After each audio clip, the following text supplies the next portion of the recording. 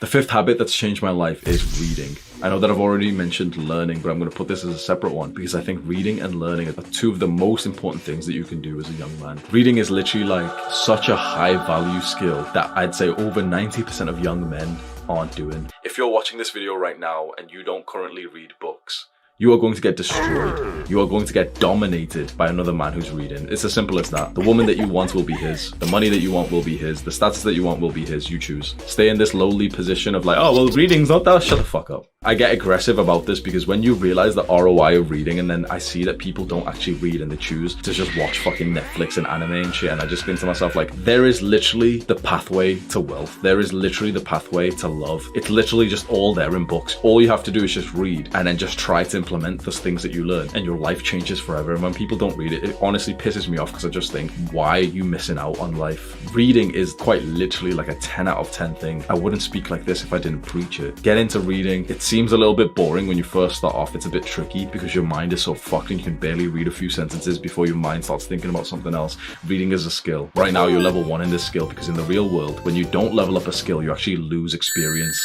You need to like look yourself in the mirror and have a little bit of hatred towards yourself and say like, fuck, I can't even read. Bro, I read for like 3 sentences and my mind wanders. What a fucking disgrace. You need to have some aggression about this and literally say to yourself, what a disgrace that I can't and I will not read. What a privilege it is to read and to get the wisdom and knowledge from men who are better than us. And I choose not to read because it's not that fun, because it's a little bit hard. Slap some sense into yourself, pick out a couple of books and start reading for an hour a day, every single day for the rest of your life. It's that simple. This is literally how you become rich. Like I was going to make a separate video titled, like obnoxiously titled, The Reason Why I'm Rich and You're Broke, simply because I read. That is the one where you can say it's privilege or whatever the fuck you want to say.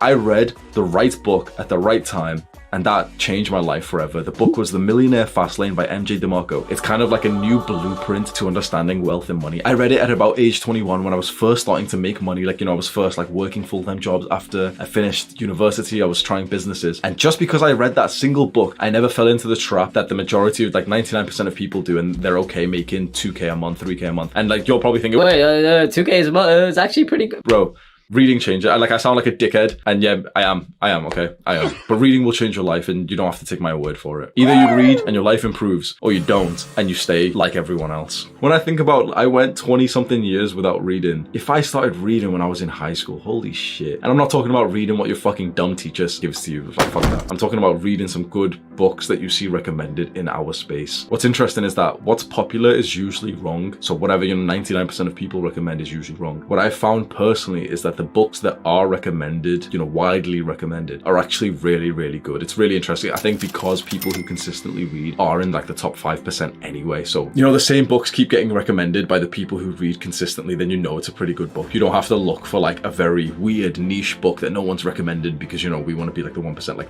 the 1% are the people who read. I hope that makes sense.